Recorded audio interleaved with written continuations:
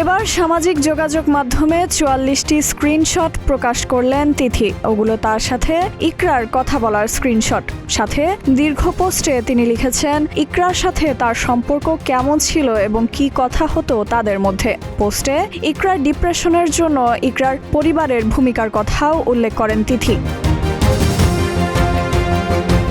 অভিনয়শিল্পী জাহের আলভীর স্ত্রী আফরা ইবনাত খান ইকরার অপমৃত্যুকে ঘিরে চলমান বিতর্কে ইফফাত আরা তিথি এখন আলোচিত নাম। ইকরার পরিবার দাবি করেছে আলভীর সঙ্গে সহকর্মী ইফফাত আরা তিথির সম্পর্কের জেরে মানসিকভাবে ভেঙে পড়েছিলেন ইকরা, যার ফলশ্রুতিতে সে আত্মহত্যা করে। এ ঘটনায় ইকরার বাবা কবির হায়াত খান রাজধানীর পল্লবী থানায় আত্মহত্যার প্ররোচনার অভিযোগে মামলাও করেন।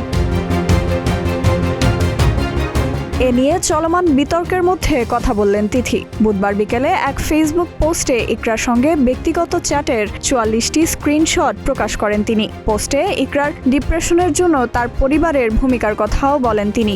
এ বিষয়ে তিথি লিখেন, ইকরার মনে ওর পরিবার নিয়েও কষ্ট ছিল। স্পষ্ট লিখেছে যে ২০১৮ সালে একবার ও আলাদা হয়েও গিয়েছিল এবং ওর বাবাকে বলেছিল যে ওকে বিদেশে পাঠিয়ে দিতে, কিন্তু ওনারা সাপোর্ট করে নাই। সেই থেকে ওর মনে একটা ক্ষোভ তাদের নিয়ে, যা থেকে এরপর আর কোনোদিন সে মুখ ফুটে কিছু বলে নাই। ইকরাকে আত্মহত্যায় প্ররোচনার অভিযোগও সরাসরি অস্বীকার করেন তিথি। ফেসবুক পোস্টে তিথি বলেন, আমি কখনো বলিনি তুমি ডিভোর্স দাও, আমি আলভিকে বিয়ে করব, বরং বলেছি তুমি তার কুইন। তাহলে আত্মহত্যার জন্য উস্কানি আমি কেমন করে দিব? আর যাই বলেন, এইটা বলতে পারেন না যে ওকে নিজের জীবন নিয়ে নেওয়ার জন্য উস্কে দিয়েছি। তাকে দেওয়া ইকরার একটি ভয়েস রেকর্ডও প্রকাশ করেন তিথি। তুমি এসে স্টার বেজের নিচে থেকে আমাকে নিয়ে যাও, যদি রিক্সা দিয়ে ঢুকবো না ভিতরে।